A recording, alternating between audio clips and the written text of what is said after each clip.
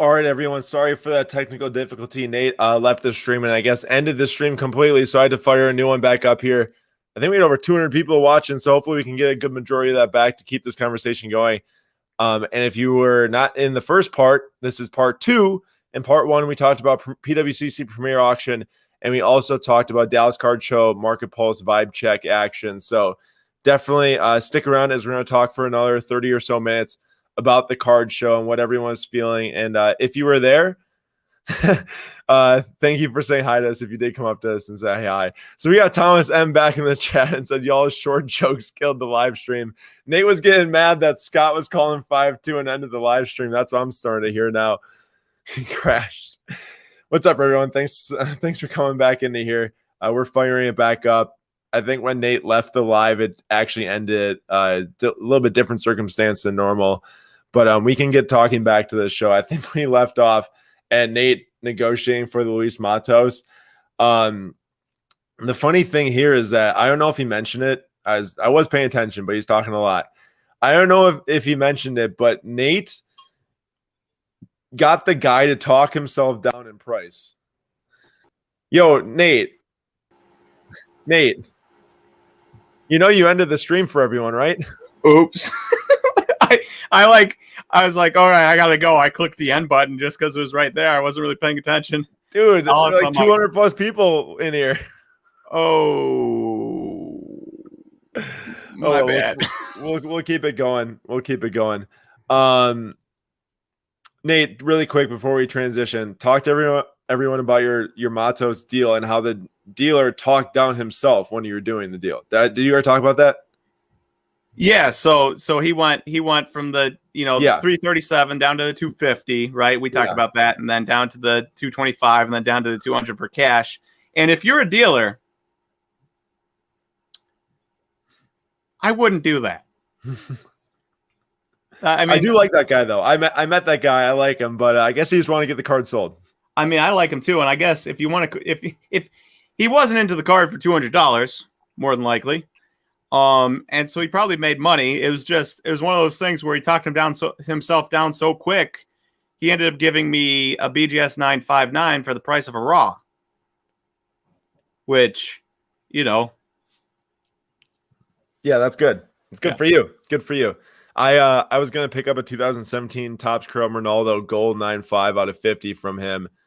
I just couldn't pull the trigger on the amount of cash it was. I didn't want to spend that much money. I wanted to do some trades, but that was one of the dealers that wasn't as interested in a trade. Or, well, he was interested in a trade, but I didn't want to give up as much as he wanted, which is fine. That's the thing. When deals don't go through, you can't really overspend, over trade. Unless you're like dying to have the card and it's like a 1-of-1 or something like that, sure, do what you got to do. Like our guy Dave. I wish that Dave Cards was here. Dave Cards 32, he picked up a super important card for his rainbow non-numbered Mbappe 2018 Prism set. The last one he needed for the PSA 10 set was the Cyrillic super short print, and he way over traded for it, but I totally understand. He had to do it to complete the rainbow. And great seeing you too, JR. Thank you so much for being there and talking to us, and I really appreciate that. At least I'm pretty sure you talked to us. Here's the other thing, really quick, for those that don't know. There's a lot of people that come up and say hi to us, and I lose track of who all says hi and who all does not. So I believe you came up and said hi to us, or at least we talked to you. That's what it seems like. But the whole face to name to username thing is a very big circle that is hard to put all or connect all the dots in. Yep. Especially because nobody has this, they introduce you with your name and then Instagram handle, and sometimes their Instagram's different than their YouTube. And yeah, totally agree with that. So sorry if sometimes we maybe are forgetful of that. I want to move on and talk. I've seen so many red wagon comments, so many wagon comments, and so many chick magnet comments about the Pulisic deal that didn't go through. So the Christian Pulisic Kaboom deal that didn't go through, that one was a really, really one of the most interesting negotiations and dealings I've ever really encountered, because the way that I found out about the card was through another guy's Instagram that thought he got the card, but the deal didn't go through. So that's the only reason I even knew about the card. So when I asked a couple people I knew who were into soccer cards, like, where is the guy with the card, who I thought had it, he didn't actually have it. And then the other guy had it. And then we talked day one. And for those of you that saw me or saw me in the video on day one, I straight up asked him, I said, what does it take to do the deal right now? Because sometimes you don't do a deal then. And so, this happens all the time. This happens all the time. If someone walks up to your booth and they like a card and they say, oh, yeah, I might be back for it. 1% of the time they come back. 99% of the time they don't come back. The deal doesn't happen. They forget about it. So that's why I asked at that exact time, what does it take to get this deal to go through? And he told me 1-to-1, Pulisic Kaboom, goal out of 10 for my Ronaldo patch auto of 5. And there's no chance I was doing that. I wasn't going to do it. Definitely brought down the value of my card too much, in my opinion, and didn't make sense to do a 1-for-1 deal like that. I at least wanted $5,000 in cash, which was my best offer to him. The next day on day 2, I won $5,000 in the Pulisic Kaboom 9.5 for my Ronaldo. I love that Kaboom Pulisic gold. It's just a beautiful card. And obviously Team USA and Kaboom and World Cup next summer and gold, like it's just, everything's going right for it, in my opinion. But also Ronaldo on card patch auto of 5, match worn. A lot's going right for that card too. So I didn't want to, like I said, overextend. Day 2 comes around and I see him right away in the morning and he was, let's get this deal done. And then a couple hours goes by and comes up to me in the back of the show finally. And then, I look through all of his cards from his wagon and I pick out the ones I really wanted or liked. And then I made him a pretty strong offer, in my opinion, based off of the value of the cards that were added on top of the Kaboom. And then I was also going to give $3,500 in cash. I know that the cards weren't shown that I wanted. I should have taken a picture and put it in the video. I didn't get the picture though, so couldn't put it in the video. But I felt like it was very strong, very fair, and it just didn't. The deal didn't end up happening in the end. And he said he needed to do more research, and then he just like, hey, I'm just going to hold it. So, here's the other thing: is don't get hung up on a deal that doesn't get through. That doesn't go through. For me, like I had 2 hours left at the show by the time I found out that it probably wasn't going to go through. So I was just like, whatever, I'm not going to get it. That's done. Moved on to the next deal. Moved on to the next guy who I knew was interested and got a deal done within half an hour. The negotiation in the video was probably 4 minutes long, maybe, when you all watched the one when I actually got the Mbappe's. But that was like a 20+ minute negotiation. I actually started the day before too. So I was actively looking for that deal if it didn't go through the Pulisic Kaboom. So I was already set up to know what I wanted to do. And when I went into the show, I didn't want to give up that card unless I was getting a significant amount of cash back. But that didn't end up happening. And I ended up trading down to 3 cards instead of 1. And I was pretty happy about it because I think that there's a lot of potential with flexibility. That's another thing I want to mention is that to have flexibility with 3 cards versus 1 is huge, because let's say Mbappe goes off and he, cards go up double or whatever, I can sell 1 and hold the other 2, or I can sell 2 and hold 1. There's also a potential chance that I can make more margin on those by potentially regrading them. Versus the Ronaldo, I was never going to grade that card. The back was pretty damaged, I'd say, but that happens with all Eminence cards. They're all come in case like that. They're all super thick. They're all totally black cards, except there are some 1-of-1s that are white, and they're pretty, beat up. But that's what they are. That's not a card to pick apart the condition of. It's just not. It's not what it's meant to be. It's not a 2017 Topps Chrome base rookie or anything. So I was happy with it in the end. Big trade, biggest trade I've ever done. It actually wasn't the biggest deal I did, I realized after the show, but it was definitely the biggest trade I've ever done, and recently too. So I was pretty nervous, but it worked out, and I'm happy with it. And that's really what matters, is just do the deal, no regrets, keep it moving, figure out ways to keep going. I like it. What else we got here? From the various videos from this weekend, it looks like trades were the king, not cash. Is that accurate? You think because being upside down in product is a cause? What's upside down in products? Okay, your value is lower than what you paid for. I guess, yeah, that makes sense. I definitely think that at this show, like Nate was saying earlier, yes, cash was being traded, deals were being done. I personally spent cash at the show. I also did a lot of trades. But I do think that right now, when the market's in a little bit of a quiet period, I'd say people, and here's the other thing, is that the market at the show was super strong.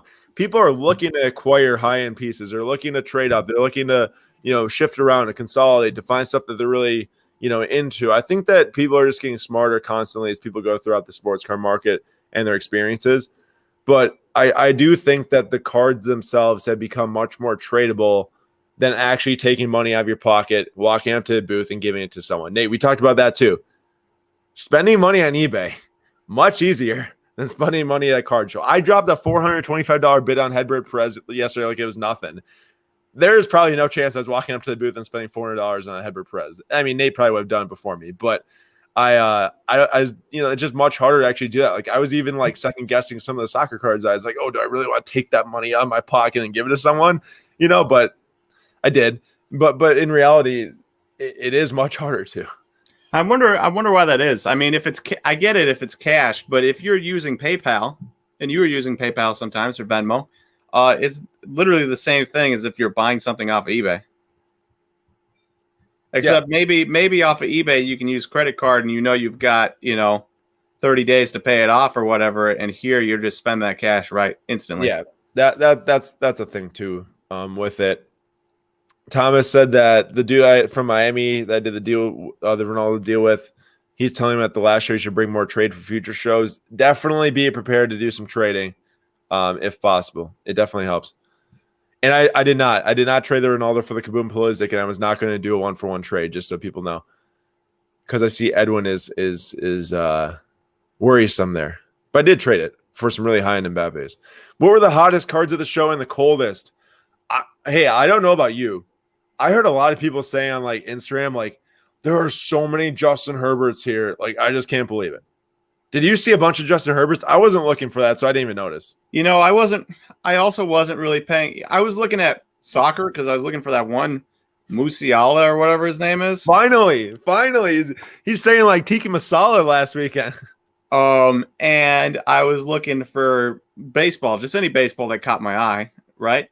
So I wasn't giving a second glance at basketball or football at all.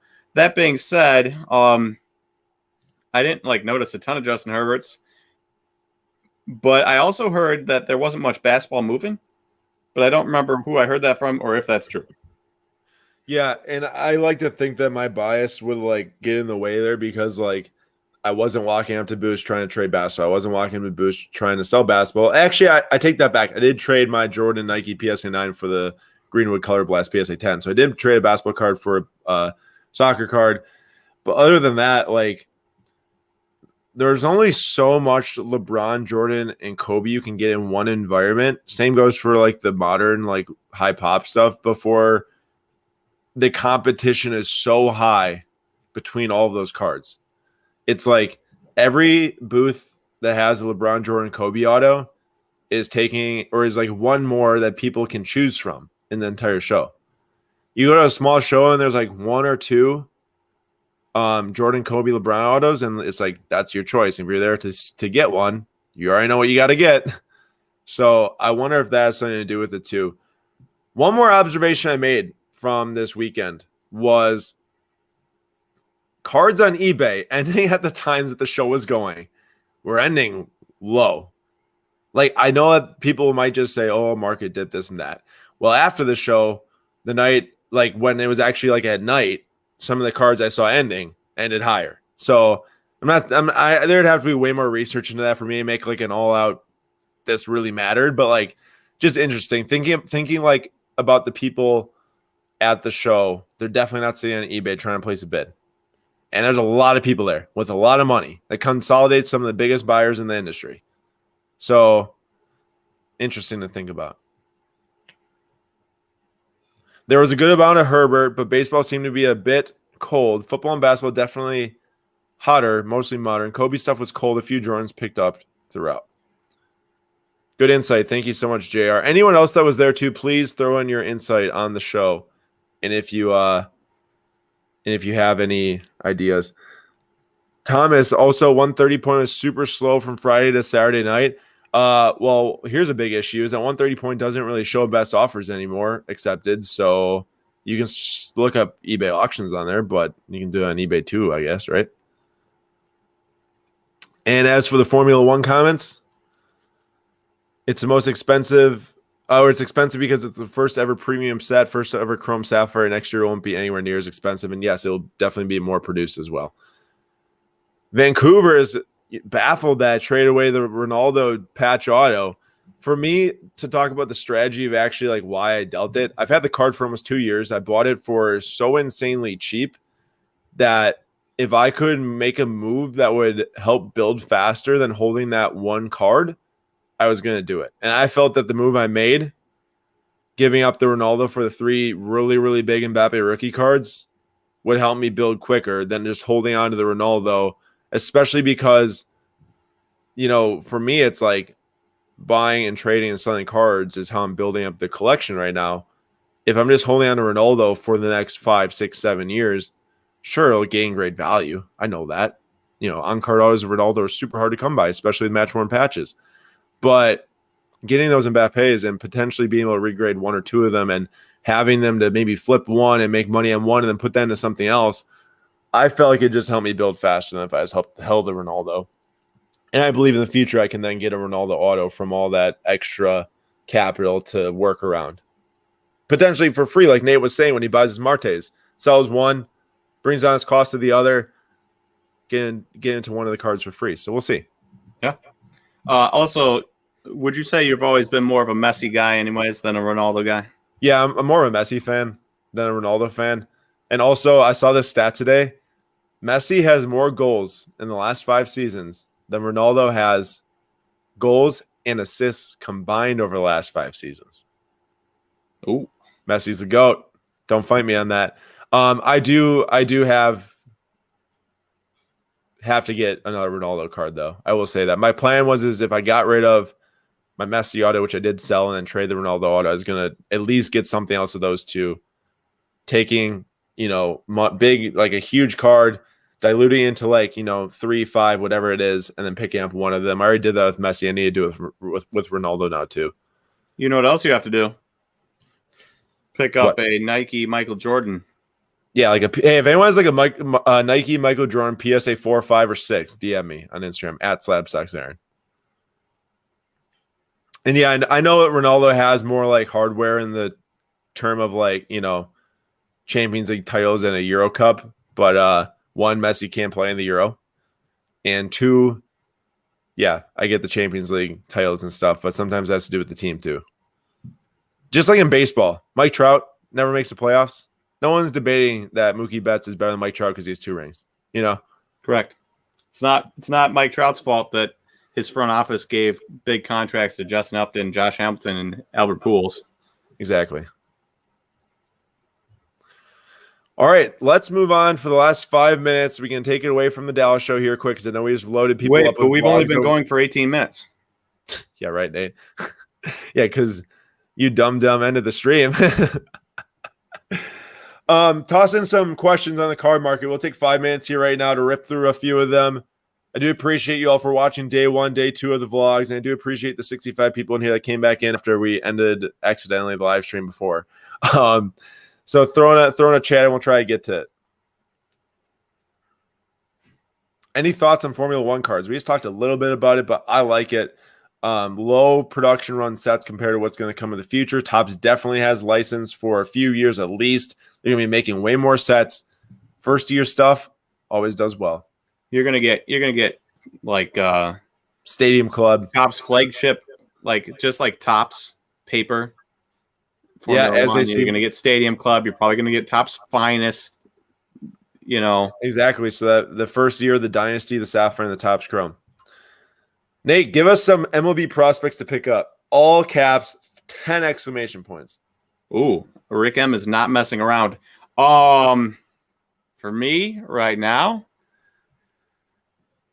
well, I mean, you have the hot names. The Joe Adell's the guy name right above. He's been as hot as anybody in baseball the last 2 weeks. Seriously? Yeah. It's good to see. Noel V. Marte, the guy I picked up at this show, he's been as hot as anybody in baseball. Julio Rodriguez has been as hot as anybody in baseball. That's why I picked him up too.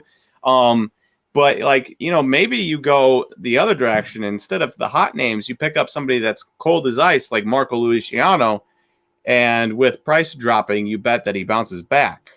It's probably not a bad a bad choice there. Or you just bet on, Dude, 9 home runs in 17 games for Joe Adell. Yeah, he's killing it. He's coming around. Let's go. Yeah. Or you could bet on call ups. So like I said, Julio Rodriguez, he's going to get called up to Double-A soon. Prices probably will rise, but sometimes things don't work the way you're expecting. Wander Franco will get called up to the MLB. Prices might rise, but sometimes things don't work out as you're expecting. So, there's moves to be made. As for thoughts on Orelvis Martinez, I actually saw a ton of his Bowman Chrome cards in one box. I thought about buying them, but he wanted $4 a pop, and I didn't want to spend $4 a pop.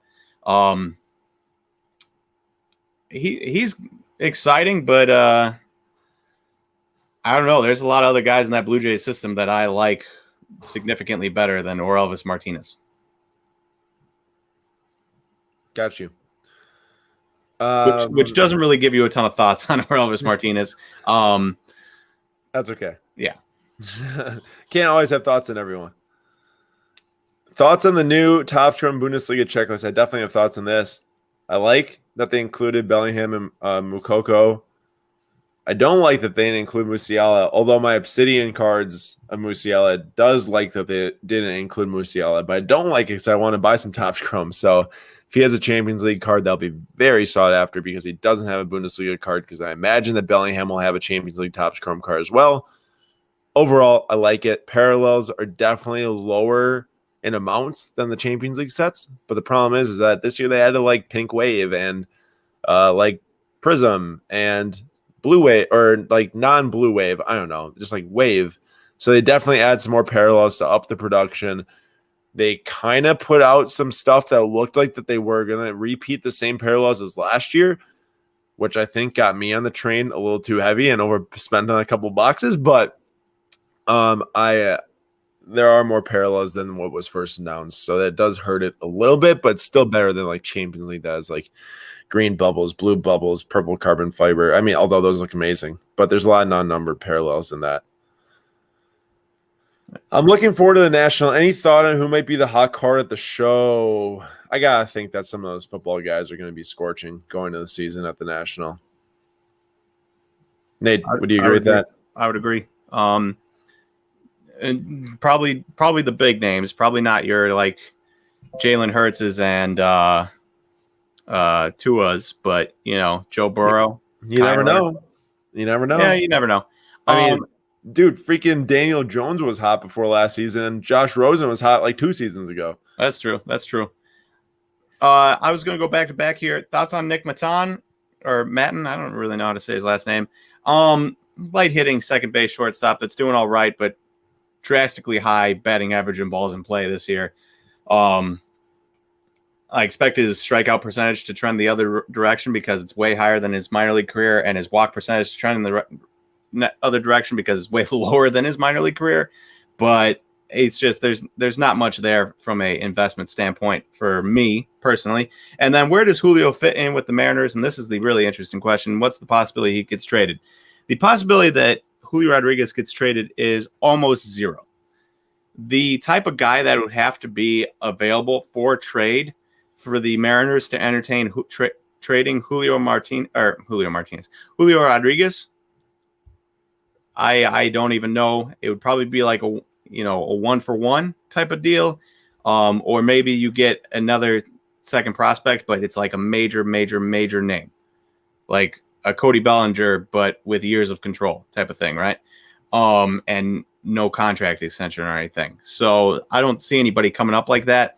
The more likely situation is Mitch Haniger gets traded because he's got 1.5 years left on his deal, and they're not going to re-sign him. They're just going to run with their young outfield of Kyle Lewis, Kelnick, and Rodriguez. And so the likely scenario, and Trammell, though Trammell could get traded too, is that Haniger gets traded and Rodriguez comes up. All right, really quick. We're going to end it here soon, but Sharpshire, you guys are putting out great content. Keep up the great work. Thank you so much. And I saw you also the question about why I traded the Ronaldo patch out. I addressed that maybe like 10 minutes ago. So once this ends, just rewind it a little bit. Or right now, you can hear me say that. I also saw a question about soccer pickups, undervalued soccer pickups. I just want to address all of you that asked that really quick. definitely look into players that are playing this summer in the Euro, players that are playing in Champions League next year, players that are playing the World Cup next fall. Look into those three things. And another thing to think about is if someone isn't playing in the Euro this summer, but they're playing in the World Cup next fall, might be a good look to buy really low if you're willing to wait like a year, because they're not going to have super attention unless they play for like Brazil and maybe they go off and they win the Copa America this summer. So looking at stuff like that. Otherwise, thank you all so much for listening. Thank you all so much for watching. As for upcoming shows in our schedule going to shows, I saw Michael tossing something about the Philly show. We had a really, really packed May. As fun as these shows were, it was very tiring. It's very demanding. We were up until midnight to 2 a.m. like every single night of shows, going through video, posting videos, getting videos edited, all that stuff to make sure that we can get this content out to you all. And it is very demanding, but we do plan on looking into shows this summer. I don't know what the plan is yet, but for sure the National, that is definitely happening. The National, we will have a booth there, $6.95.